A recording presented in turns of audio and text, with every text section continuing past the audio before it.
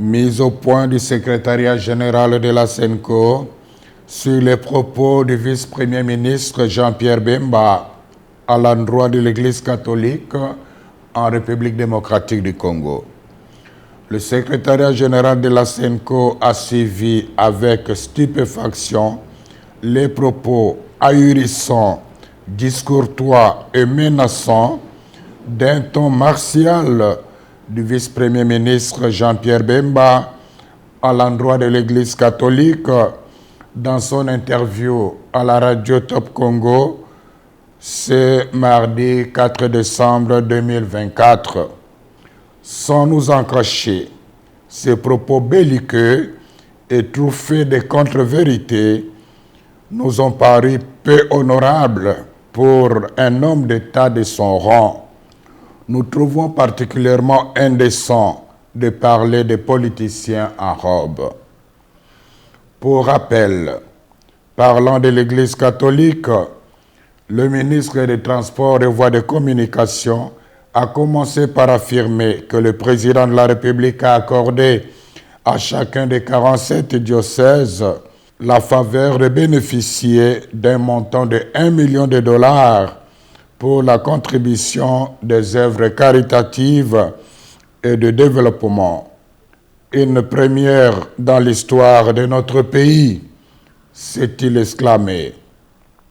Ensuite, il s'est interrogé si les ouvrages financés ont été réellement réalisés, insinuant par le fait même que les fonds octroyés pourraient avoir pris une autre destination.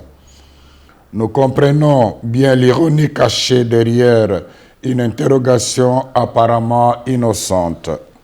Nous déplorons cette sortie médiatique émaillée d'allusions, d'attaques et de procès d'intention contre l'Église catholique en République démocratique du Congo. Nous sommes affligés de constater que M. Bemba ne maîtrise pas les dossiers des projets financés par le Trésor public à la demande du chef de l'État. Au nom de la sagesse élémentaire, il aurait intérêt à s'informer davantage avant de prendre publiquement la parole. Revenons aux faits.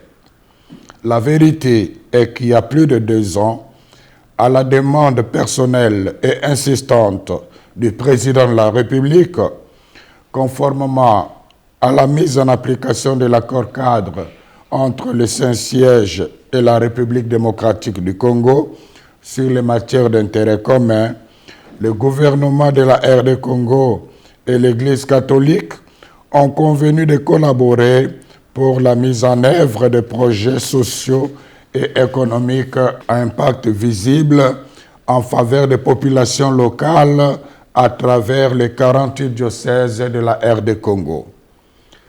Sans jamais avoir été demanderesse, et surtout dans le souci de rendre service à la population, de bonne foi, l'Église s'est engagée. Auréolée de son expérience incontestable en matière de développement et des avantages de son omniprésence en territoire congolais, elle a accepté cette lourde charge en vue de contribuer au bien commun des Congolaises et des Congolais qui, comme on le sait, est souvent compromis à cause de la mauvaise gouvernance et de la corruption. Signalons toutefois que, pour des raisons pertinentes, largement compréhensibles, l'archidiocèse de Kinshasa s'est abstenu d'accéder au fonds. Dès le départ, le gouvernement congolais s'est engagé à mettre à la disposition des diocèses trimestriellement un fonds pour la mise en œuvre des projets retenus par chacun des 47 diocèses en RD Congo. Pour des raisons de trésorerie, il n'a malheureusement pas respecté l'échéance, mais il n'a pas renoncé aux engagements pris. À ce jour, plus de 2 ans après cet accord, seulement 2 tranches de 300 000 dollars ont été données, la première en 2022 et la deuxième en 2023, soit $600,000 par diocèse. Tous les diocèses se sont mis à l'œuvre. Certains ont même reçu la visite du conseiller principal du président de la République en charge des questions religieuses. De toute manière, un rapport en bonne et due forme des œuvres réalisées avec des images à l'appui a été remis à main propre au chef de l'État. Celui-ci n'a pas caché sa pleine satisfaction. Une copie de ces réalisations a été donnée aussi à Madame la Première ministre. Par souci de loyauté et de transparence, en collaboration avec la presse de la présidence de la République, le secrétariat général de la SENCO a réalisé une émission sur le travail accompli. Toutefois, comme le rythme du financement n'a pas été respecté dans tous les diocèses, certains chantiers très avancés sont restés inachevés. À ce jour, une autre tranche de $300,000 a été annoncée et permettra de continuer l'exécution des projets réalisés avec beaucoup de sacrifices en dépit d'énormes difficultés de transaction et de transport. Quant à nous, sans faux fuyant, nous sommes prêts à recevoir l'IGF pour vérifier toute la comptabilité. La SENCO avait dès le début prévenu les gestionnaires locaux de ces projets qu'elle ne couvrira personne en cas de malversation financière.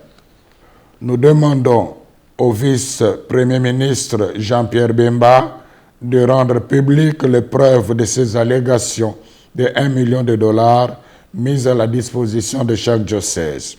En même temps, nous continuons d'attendre patiemment celle de la prétendue collaboration qu'il avait insinuée, sans foi aux yeux, de notre mission d'observation électorale avec les Russes pour pirater les serveurs de la CENI.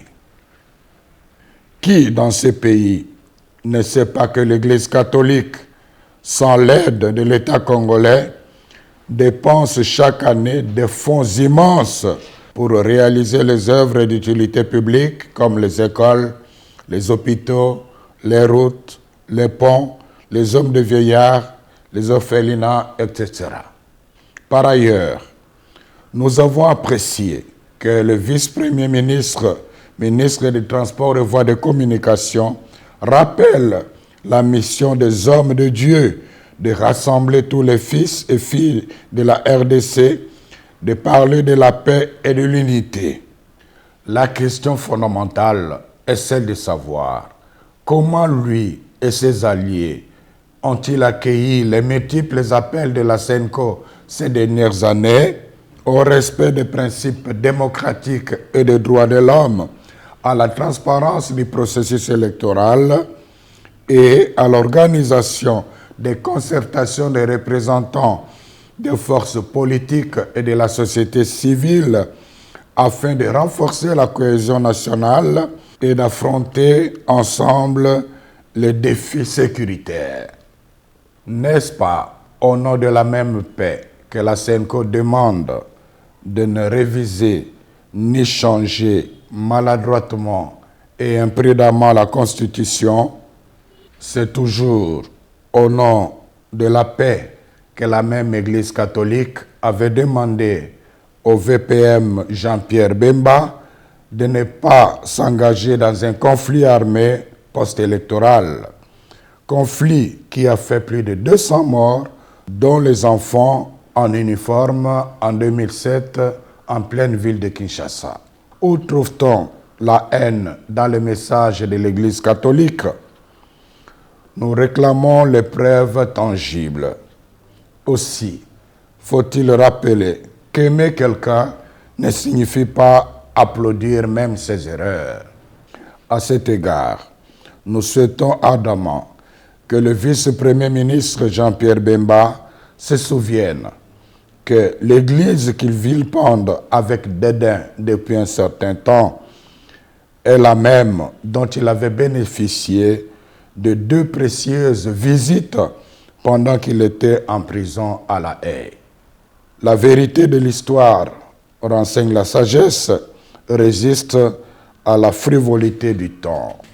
La SENCO remercie les gouvernants, particulièrement le président de la République, d'avoir fait confiance à l'Église catholique en demandant au gouvernement de lui octroyer les moyens financiers lui permettant de réaliser les œuvres sociales à impact visible jusque dans le coin le plus reculé du pays.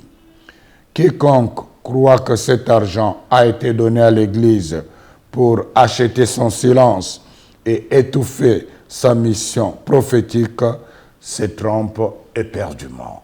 C'est le lieu de rappeler au ministre des Transports et Voies de Communication ces sages paroles de Confucius, à savoir: si l'homme a 2 oreilles et une bouche, c'est pour écouter 2 fois plus qu'il ne parle.